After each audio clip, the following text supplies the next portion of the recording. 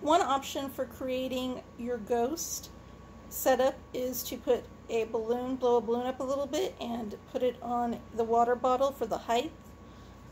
I did find with this method that it tends to want to lean over so you don't get the direct straight up and up. To fix that, I used packing tape originally and I strung it around here and on the balloon so it stuck up straight. I did not include any packing tape for you because I wasn't sure which option you would want to use, but packing tape did do the job for me. I think duct tape would work. Scotch tape might not quite be enough, but you might be able to do a strip from here to here and here to here all around and get that to stand up a little straighter. The wire is intended to be used to set up and create arms, so you would wrap it around like the top of the bottle, form it in the way you want to. This is just one of the options. I kind of preferred the picture that was included in the flyer and everything, where it was just more straight up and down ghost and didn't have the arm, but I wanted to give you that option so you can use the wire to create arms.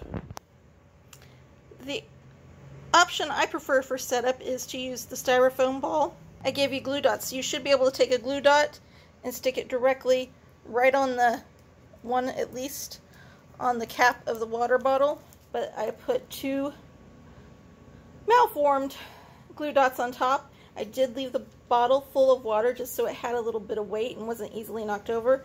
And then I'm just going to take the styrofoam ball, which is my preferred method, and stick it there. There's a basic look of my setup with the wax paper underneath the water bottle so that the glue doesn't stick to the tablecloth, although I didn't find it stuck real bad. It just was a little bit extra help. A little bit of the styrofoam ball attached to the water bottle with glue dots, and then glue dots used to adhere the wax paper to the top of the styrofoam ball, just for a little added protection of keeping things from sticking. Before you start with the glue, I would go ahead and unroll your cheesecloth. It is folded, so I'm unfolding it so that it's a single layer. Like I said, it's folded over and over and in and flopped over and then inside. So you're going to want to unfold it all and then kind of lay it over your setup to see kind of how many thickness layers you want. You may not want to use it all in one. There's about 3 yards in your cheesecloth. There's no call for all 3 yards to be used. I did a couple of different ghosts originally. I did one that was 1 layer. There was nothing but that 1 layer. My sister preferred that one. I kind of prefer the one with 2 layers, which is the one I've used for showing people what it looks like. And that was only about 1 yard worth. 2 yards when it was folded, so about 2 yards. So that leaves you a little bit of extra there. I have decided to make this one taller, so I just got a plastic container and upped it just a little bit for something to sit on, and that should make it a little bit taller. You will need to be careful about how tall you go because it is only so wide. So you want to, if you want it to touch the bottom on both sides, you'll have to make sure that it's only as tall as it is wide, because you can see how this one just barely touches, but it works, whereas the back, there's lots of extra. Now I do have more cheesecloth than I necessarily need, so I'm going to go ahead and cut this off once I really figure out the width and length that I want, and then I'll have a little bit left over, and if I want to make a minier ghost, I can. I have my cheesecloth to about the size I want. I did cut off some and just set it off to the side. Further off.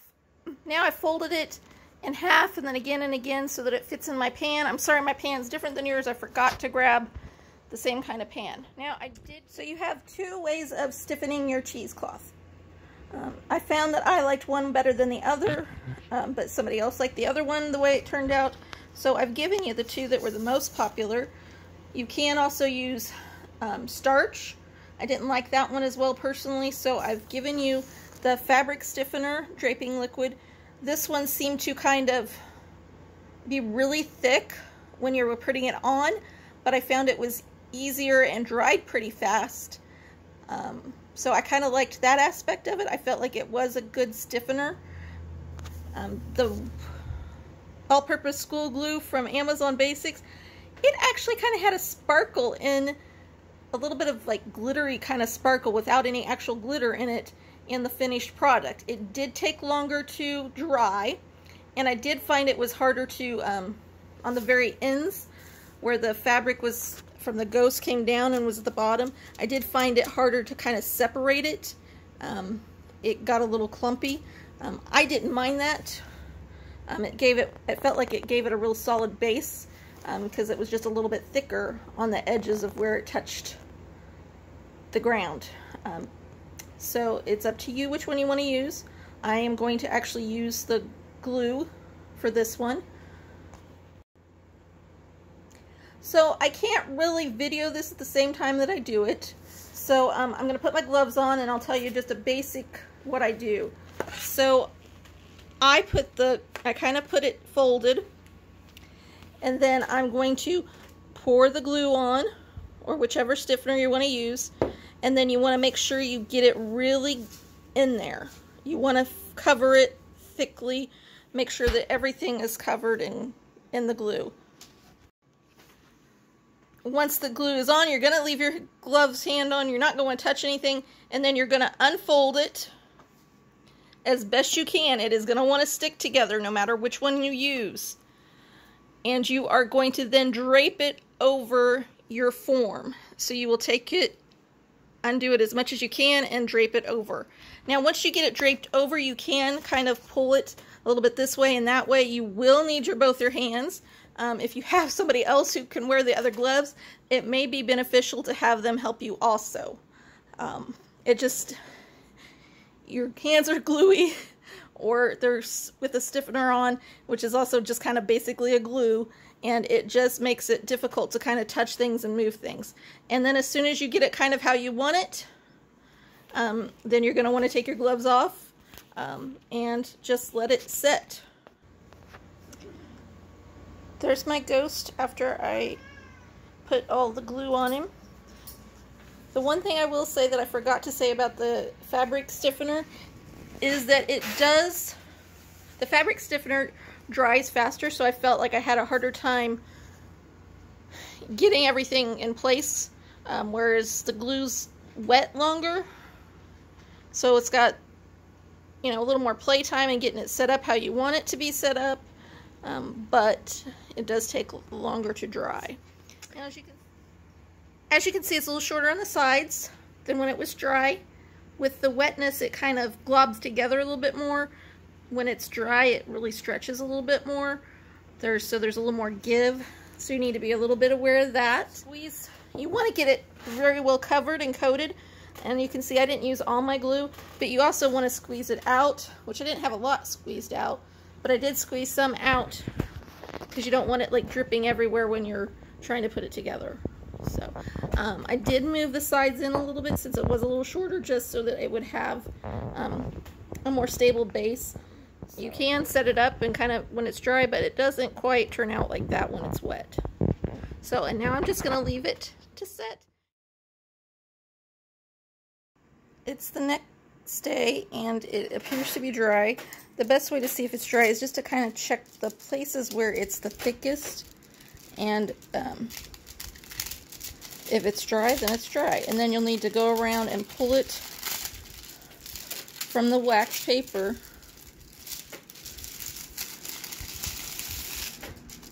And it's just a gentle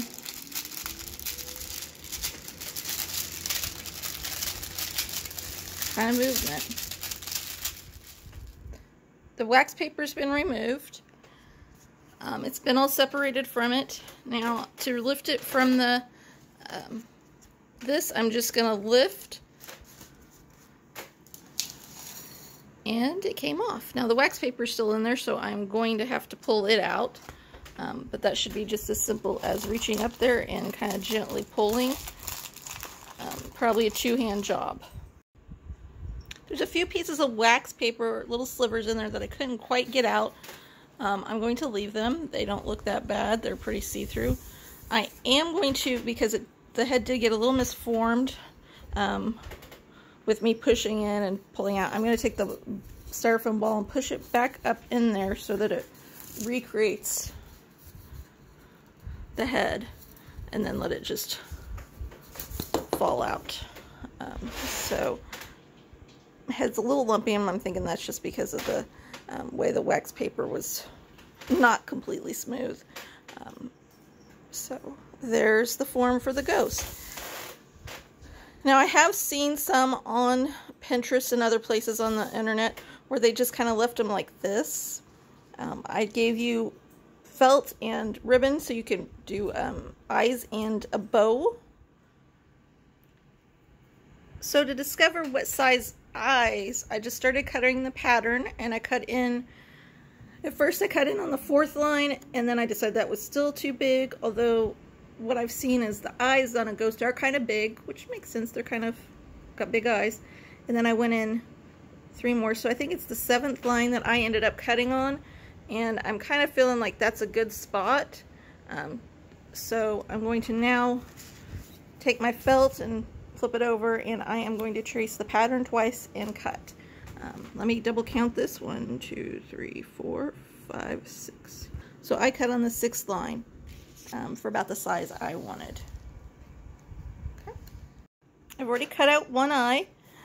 I traced the pattern onto the back of the black felt where the sticky stuff is. Now the sticky on the felt is not quite enough to really hold the felt on to the cheesecloth in a permanent manner, but it is enough to kind of get an idea of placement. So you peel that off and you kind of figure out where you want it. Get up there, but I think that'll be a pretty good placement. It doesn't stick very well, so I can always move it. And now I'm going to cut the other one out and do the same thing. Have my eyes cut out and placed. I'm pretty happy with where I've got them. I might put them closer together, but I think I'm pretty happy. So I'm actually going to use a hot glue gun to stick them, just because it dries faster than like using craft glue. So that's the one thing I would suggest, is that you provide some kind of glue, because the sticky will only work so well and the glue dots will only work so well. I did try to give you kind of enough to get you by, but you will want to use some glue. Super glue would work too, but I'm going to use my hot glue gun, and I'm going to finish this up, and I may go ahead. There's the ghost with the eyes attached with hot glue. I did have to put my hand up inside on one side, and that way I had something a little harder to press against than just the cheesecloth. To do the bow, this is up to you if you want to do a bow or not. Just with the eyes are optional. I just tie the bow because it's much easier for me to put it on there with just 2 hands and hot glue. But you could just fashion it by folding it and holding it. It would probably look slightly better. That's a little bit too complicated for me. I'm not great with bows anyway, so I kind of created one. I would trim off the thing, but all you would do is just figure out where you want to place it and hot glue it on again, or sticky glue or something. So pretty easy to do to make it just a little bit more girly. I have one that's girly, so I'm going to do one that's not girly. I guess I could do a bow tie maybe. Not so much. Looks more like a mouth. So there is my ghost. He's really made to sit on a table or some mantle or something, but if you wanted to hang him inside, it would be pretty easy to just take some thin thread and needle it through, or even, you wouldn't even necessarily need a needle, and you could hang it inside. This is made for inside. If you hung it out as it is, the weather, as long as there wasn't rain, might be okay. It might bash it up a little bit form-wise. But once it rains, if it's a heavy rain, it's going to wash that glue out, or the fabric stiffener. I haven't tried this outside, but you might try Scotch guarding it before you put it out if you wanted to hang it in a tree or something. You should have enough felt to do several more ghosts. Keep your pattern. You should have enough ribbon to maybe do one more female ghost, depending on how big you make your bows or whatever. You do probably maybe have enough cheesecloth, depending on the size you made it, to make one more. If not, cheesecloth you can buy pretty much at most stores at this time of year that have any kind of food or Halloween stuff. I bought mine specifically for this project at Walmart. Granted, I bought it in late August. The cheesecloth I bought for our projects, I bought off of Amazon. Same thing, around the same price. The reason I got this one from Amazon was, or this one from Walmart, was just because I'd forgotten to, and I didn't have anything else to order on Amazon at the time, so I just grabbed it while I got, which I also got the head form mold at, not mold, but styrofoam at Walmart. I just was kind of out, and I was like, hey, I'm going to try this. On a side note, I am going to try the Scotchgard method. I just am not ready to hang mine out yet. So for a side project for my own personal, I had seen these, what they were called kind of ghostly spirits, where it is a foam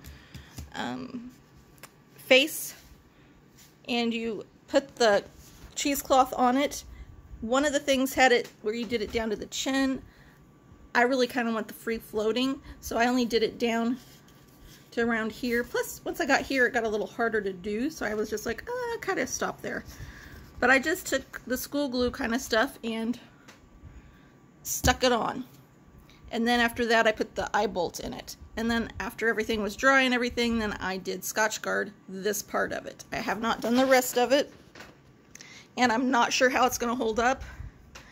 I'm planning on just putting them out the week before Halloween in hopes that it would last. The Scotchgard would help and make it last at least for another season. Now I did, I'm not going to be able to pull this far enough away, but I did do about 3 feet or so, 3 yards, sorry. But obviously, as we've talked about it, it's not that wide. So what I did is I did one piece, I did like 3 pieces of cheesecloth, and I did one that was like half over, and then I did one that was one layer where it's just a little bit towards the back, and then it's more in the front, and I did the same thing with another layer, just to kind of give it more fullness, but again, it's only more full in the back and the front. I wasn't as worried about the sides. So that's one of my side projects that I didn't really want to share specifically, but I wanted to show you kind of the Scotchgard. I'm going to try it. I don't have a clue if it'll work, but I thought I'd try it on that instead of my little ghost like this. I kind of want him for inside. So there's a look at my ghostly spirit, kind of more full on. The idea is that it would be, the wind would be moving the stuff down here at the bottom, and it'll just look kind of ghostly and pretty. There's my ghost. I think he's going to make a great centerpiece for my table. I will also have the other ghost with him. So I have a little couple sitting in the center, maybe some little pumpkins around at the bottom, or some leaves, just something to add a little more fall. I think he'll make a cute little centerpiece.